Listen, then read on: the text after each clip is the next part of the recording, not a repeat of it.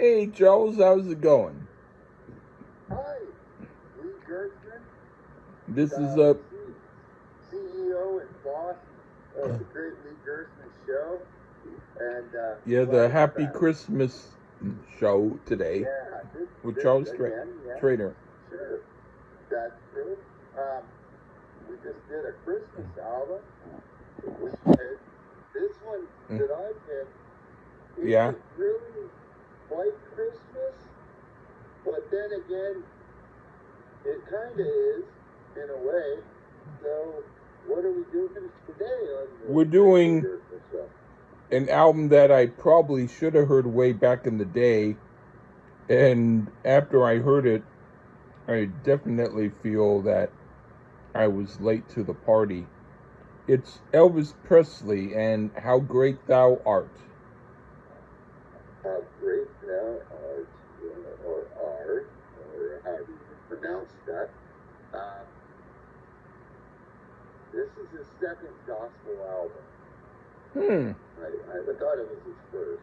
I'm not. Folks, What's without me knowing for sure, I just want to ask. I don't know, but I just want to make a guess. Was it Peace in the Valley? Yes. That's only because everybody did an album called Peace in the Valley. And I probably knew that. And so I just only asked that because I'll just say this quickly and then you can continue. Yeah.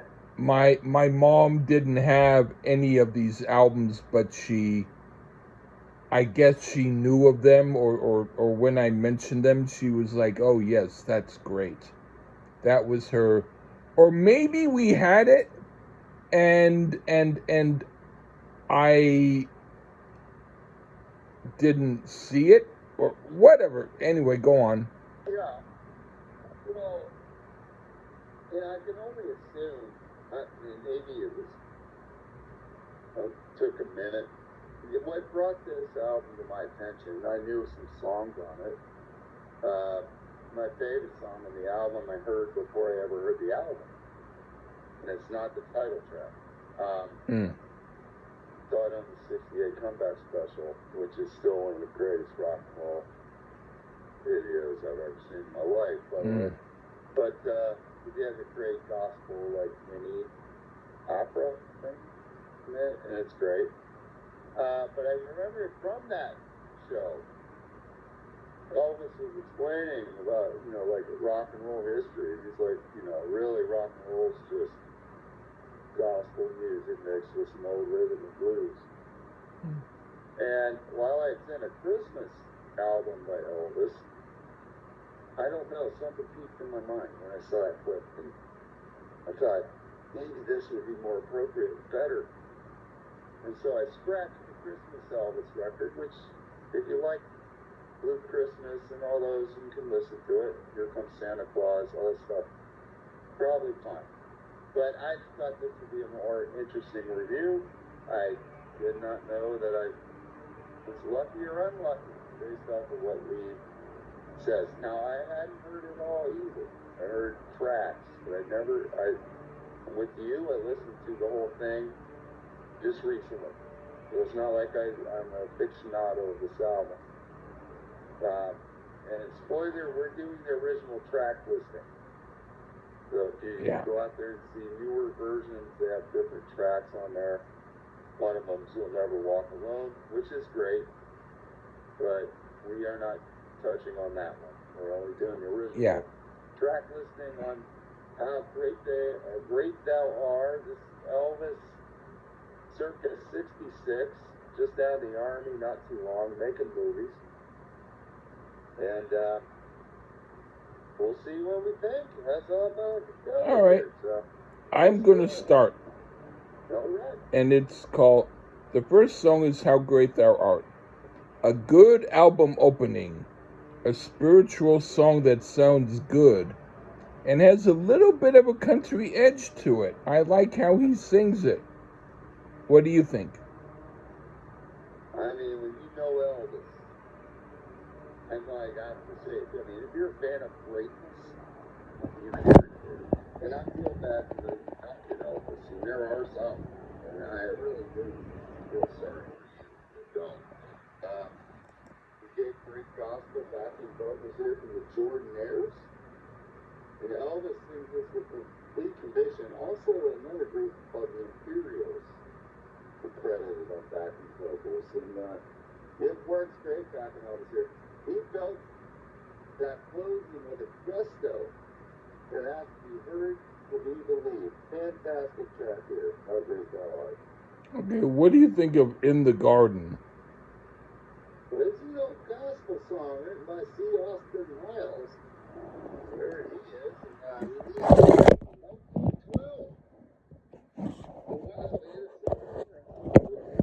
old here, but I mean, it might be a new song in comparison to some of the other hymns, I suppose. But this one is a melody that is real angelic.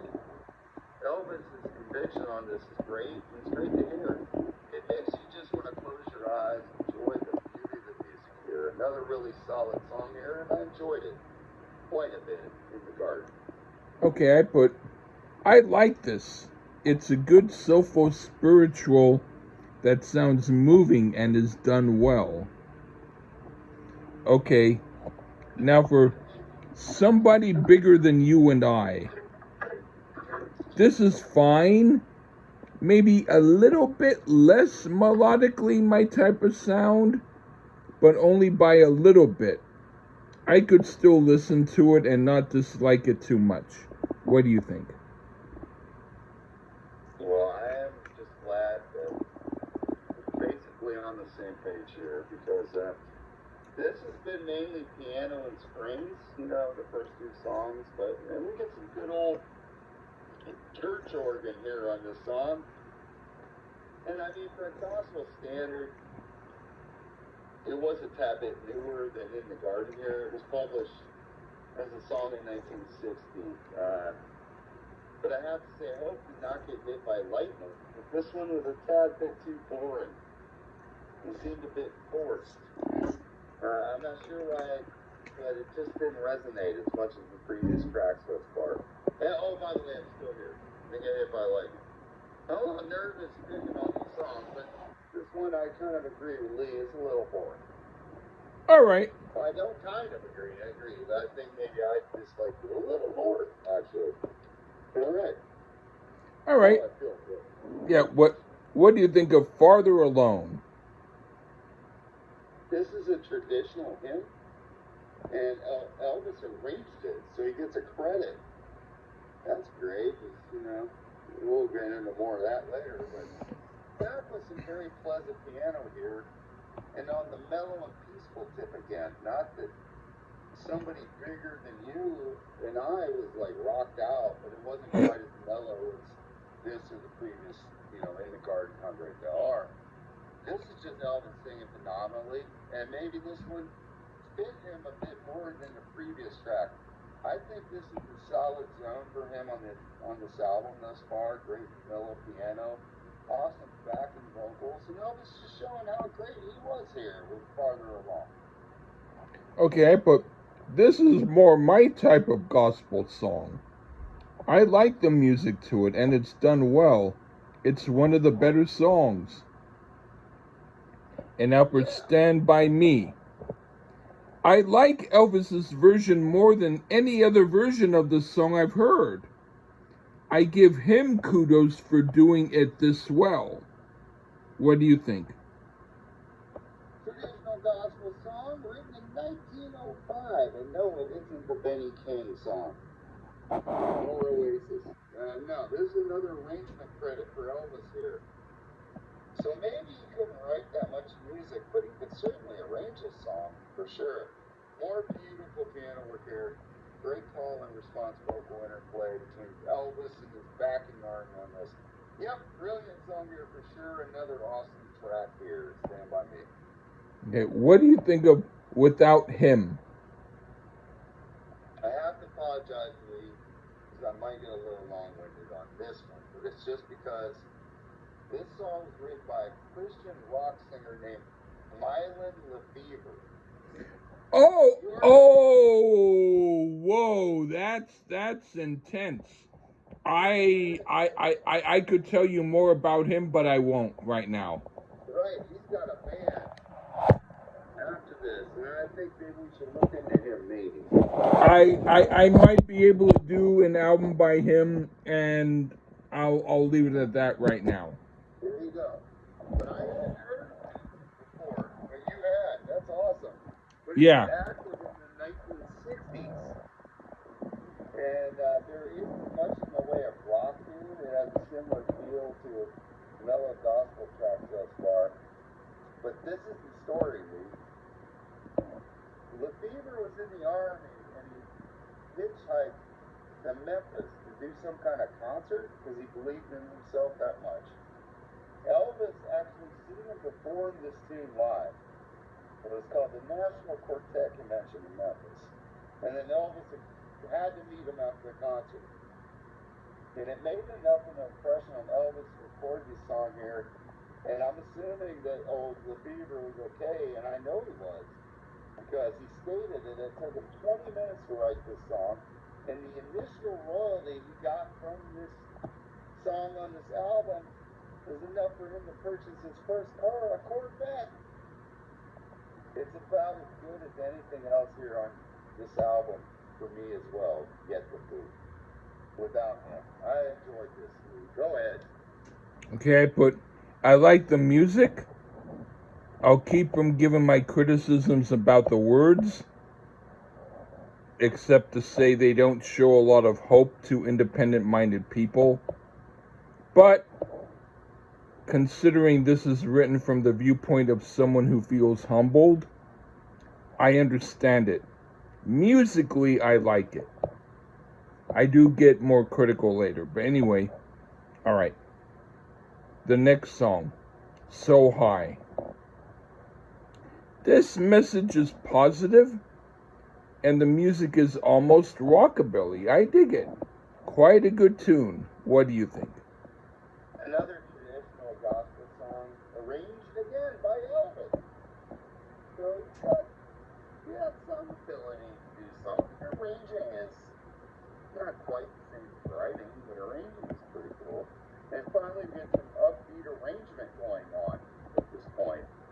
The album thus far has been very mellow, but this one has some more standard upbeat Baptist type feel to it, complete with the prominent tambourine. Elvis fumbles a bit, though, at times, which is about as critical as I'll get here. The upbeat number is the tonic needed to me at this point of the album. This is an example of a really good album filler. Because if you heard it on its own, I don't know if it'd be that impressive. But in context of the album, with all the mellow, very pretty, but mellow, I think it works great on the album. All right. What do you think of So High?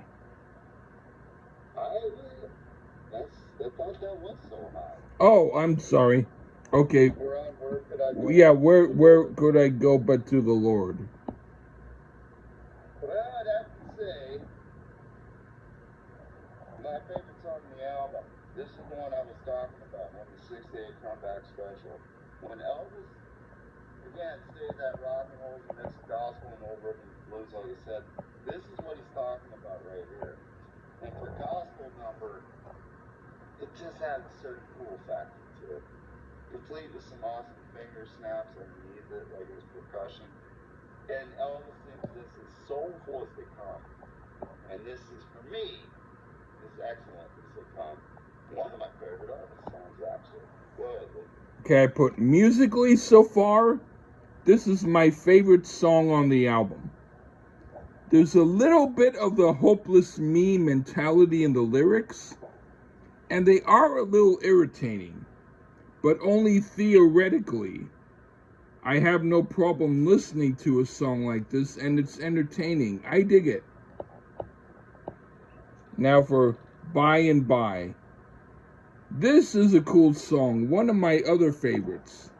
The words are more positive, and I played songs like this on the piano. I like it a lot. What do you think?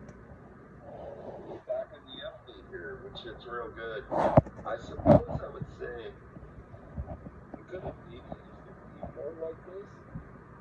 But that's just a style choice. Now, I'm pretty sure we get a fuzz bass on this, which was a real nice touch, or something that sounds pretty much like it. And by the way, the incomparable Scotty Moore on some guitar, which no one can complain about anyway. This one went kind of hard, actually. Another good one. All right. What do you think of If the Lord Wasn't Walking by My Side? 2 upbeat ones in a row. Some solid organ here, full of joy in the sounds. Or this one for sure. And the long one where you can hear the influence and part that gospel had on early rock and roll. It's a bit of album filler, but 2 upbeat ones in a row is fun. But it is album filler nonetheless. Okay, but so far, musically, this is my favorite song on the album. The very favorite. Lyrically, I'm okay with it, but parts of it make me wonder if the message is that the people had miserable lives and got saved, or if the idea is a person's life is miserable without Jesus. It's clearly a militantly Baptist rendition of Christianity being addressed here, which I'm okay with, except as a free-thinking individual, these words seem somewhat like brainwashing, and so I can't quite totally give thumbs up to them philosophically. But as a song, I can still enjoy it. Okay, now for Run On. This is even better musically than the last song, and the words are a bit creepy, but in a way that gives me a smile, because at least now the creepiness is honestly in the forefront instead of trying to backpedal with smiles. I like this song. What do you think? This one is actually a folk song. Well, lyrically, the subject matter fits for sure. It has an upbeat feel. Elvis sings the AG double hockey sticks out of this one. One of the best for sure. This one is fun. It makes you want to groove along. Solid track here. Run on. All right. What do you think of Where No One Stands Alone? We're back on the emotional and mellow here, and after some upbeat tracks. But it's Elvis. I know at this stage of the game, you can sing ketchup ingredients, and it will sound great. And I'm pretty sure the subject matter inspired him to bring it even more, and he does here. The emotion comes out of his voice, and that is fabulous. Okay, but this is one of the few totally positive songs on here. The words are okay, so balance-wise, this becomes my very favorite song on the album, at least so far. It has a good enough and honest message without that creepy element a number of the other songs have. I dig it. Now for the last song, Crying in the Chapel. This is my very favorite song on the album because it comes across more as a point of view instead of something mandatory, and musically it fits, and it's a great closing track. What do you think? Interesting note for this track. It was the last track on the original album, the last one we're doing. And it was actually, the rest of these songs were recorded in 66, like May. This one was recorded in 1960. The one I found was added as a bonus track on the original album. Pretty forward thinking. Back in 67 or 66, whenever this came out. Or maybe it was just so good it had to come out twice. And another one that makes you just truly get lost in the beauty of this song in its entirety. And it was so good that you'll find it on his secular collections as well. Like, I think it's on Elvis 1. I'm pretty sure it is, and a lot of the compilations. Never mind the creepiness factor of a few songs. Overall, Lee, this is worth a listen, right? Yeah. Because for me, I don't need to be even the village people can sing about joining the army, and even though I don't need to join the army, I can still watch them dance. But maybe that's a bad example because I don't want to watch them dance. But you know what I mean. It was the Navy. That's okay. I get the point. But I mean, Yeah. this is it's worth a listen for people. I think maybe I'm wrong, Lee, but perhaps because it was labeled gospel, did it scare you off? No. It did not scare me off. It's just that there was so many other albums to hear, and I didn't know it would be this good. But no, I've written gospel tunes. I'm not against gospel music at all. Yeah, I don't mean it like that. I just mean it that some people would probably be like, no, gospel. I listen to it for the music. And I was the only reason why I didn't listen to it in the past was only because he's got so many albums that which one do I do? That's it. But I always thought that I needed to hear it, and I'm glad I did. That's the only reason. And then when I heard it, I was so surprised at how much I liked it, because for me, I'll listen, except let's say an artist has 100 albums and you have to find one, and then the one that you find is not the one everyone else does. That's kind of it. Yeah, I could see how this one could get overlooked a little bit by some. Not you. But no, I know what you mean. The front. Yeah, I didn't mean the front. I meant it as... No. I'm only telling you for clarification. Yeah, like, but not you and not me. But I hear you. some people might see gospel. Like, Yeah. But Shame on them. the man himself said it, and he was there. He wasn't there at the beginning, but he was close to the beginning, and he was the king of rock and roll, my God. And even though he couldn't write a song to save his life, he could arrange some songs, and he knew, and he said it.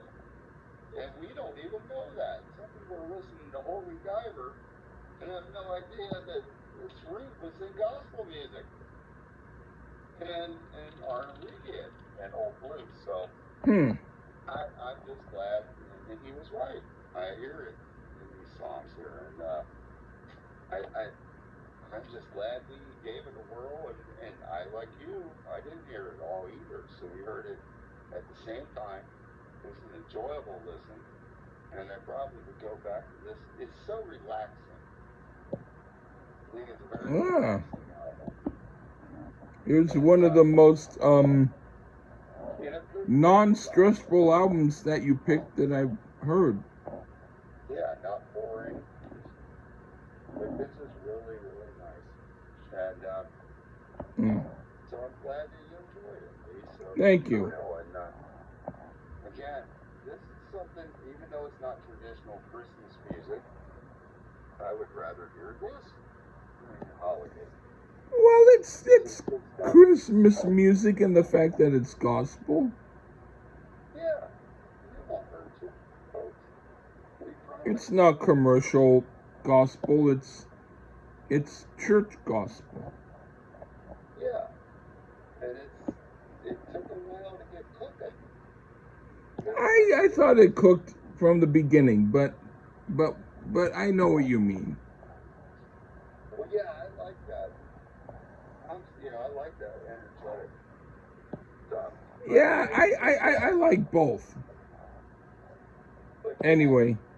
This is really good quality stuff, folks. Yeah.